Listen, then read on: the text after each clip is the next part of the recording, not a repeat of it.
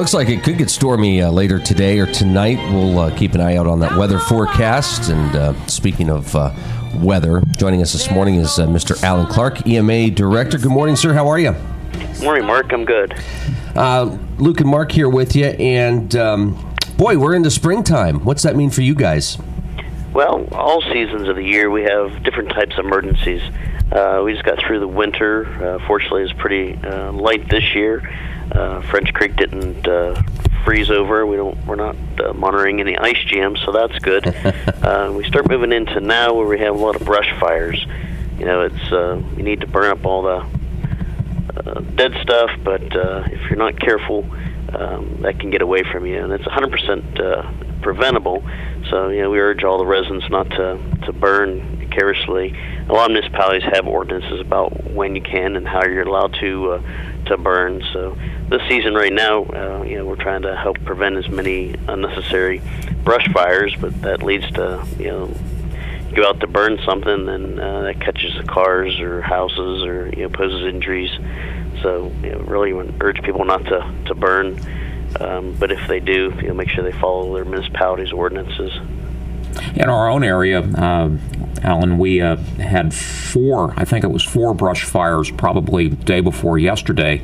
And I guess that varies with the weather conditions, does it not? It sure does. You know, when things green up quick, then, you know, the fire doesn't get away. You know, but you should always be cautious. You know, not a windy day, not a dry day, and you should always keep water, keep a hose near it. You know, to be able to stop it if it does become out of hand. But so that's, you know, something you can prevent. I know some areas, you know, they do control burns, and you know, there's a lot of weather conditions are looked at first, and they have a lot of safety precautions in place as well. Weather issues play into a lot of the emergency situations that you obviously deal with quite often. In fact, I'm aware that there's been a lot of weather spotter training by the National Weather Service recently. Do you find that that kind of training is helpful to people and helpful to your agency? Exactly. Yeah, we had the class last night. The National Weather Service usually sends a meteorologist out, but due to staffing, we had a webinar. We had over 51 people last night listen to the webinar that we facilitated with the National Weather Service, and it's all about, you know, making the public aware of weather conditions. You know, they forecast the best they can. You know, our office and staff, we've been over to the Weather Service in Cleveland, and you know, they show us how they track storms and, you know, predict weather, and it's quite a science to it. And then, you know, some days the weather reports are accurate and some days they're not, but I always lean on the air of caution. If they say we're going to have severe weather, then I'm not going to second guess them. And but the public being aware of the weather, we encourage all residents and, you know, facilities, businesses to have a NOAA weather alert radio.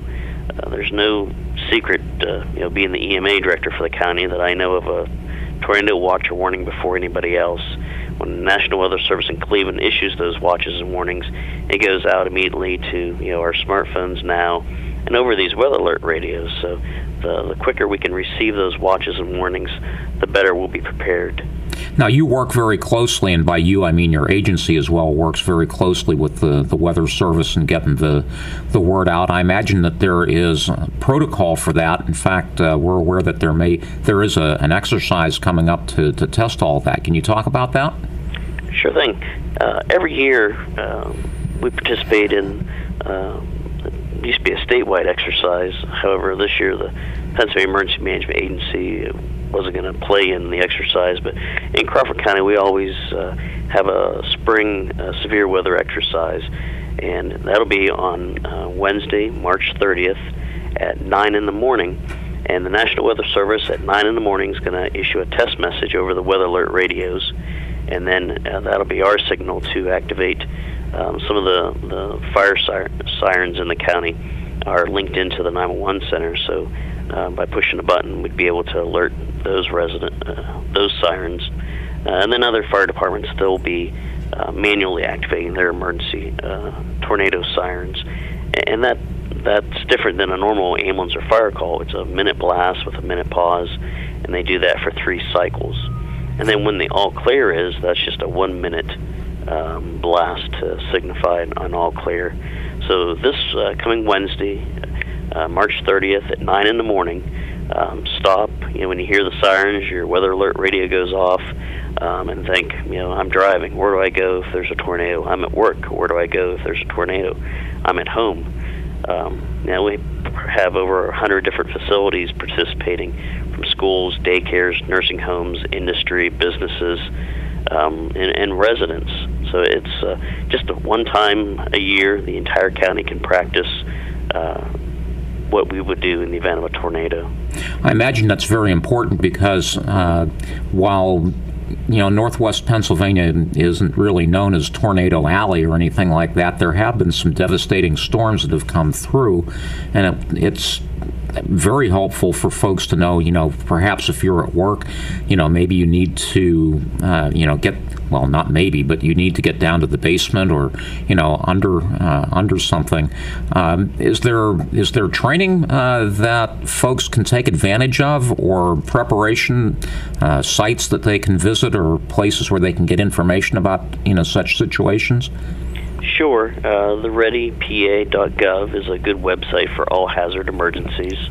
Also, the National Weather Service, weather.gov, is another great, reliable tool to get credible information about what to do in all types of hazards. And basically with tornado, it's the lowest, most interior location of your facility, away from doors and windows. And people just have to look and see the best place they can go, and what we encourage is to know our disasters. We don't have tsunamis here, we don't have a lot of mudslides, but our biggest hazards are the flooding, winter storms, weather that causes power outages. So first we need to know what emergencies can affect us, and then we create a plan for our family, for our business, for our facility. And then once we have that plan created, then we need to train on it and educate people. And then we need to test it, and that's what we're going to do next Wednesday, is test certain parts of severe weather plans and policies on what to do if there's a tornado. When you do that kind of planning, certainly the planning that you do for the agency is going to be different than, say, the planning that John Public does for his family. For folks at home, what are some of the things that they need to think about or maybe prepare for, if they hear a flooding alert or if there's a tornado alert or something like that? Well, it differs with the different types of emergencies, whether they need to evacuate or in place shelter within their home. And the American Red Cross puts out a great brochure that can be obtained from their website as well. But for all hazards, to have a plan, and then to have an emergency kit at home. Right now, the recommendation is to be able to be self-sufficient within your home for 3 days without power, or if there's no heat. But that might even be stretched to a week or so. So if you're not injured, your home's okay, you're just missing a utility or so, how to be self-sufficient. And those that are hurt or injured or they do need heat, we can certainly open up shelters and be able to respond to emergency needs. Well, it's very good to have you with us this morning and making us aware of the fact that there will be a weather emergency or a weather information test next weekend. A reminder that this is the stream, and we hope that you'll be joining us frequently in the future to talk about such issues again. Yeah, I'd love to, Mark and Luke. Thanks for inviting me. Yeah, thank you. That's Alan Clark joining us, EMA Director. Thank you, sir. Have a great day. Thanks, you too. All righty. Final timeout. We'll be back to wrap things up. This is the Morning Drill on Stream Television and the Allegheny News Talk Sports Network.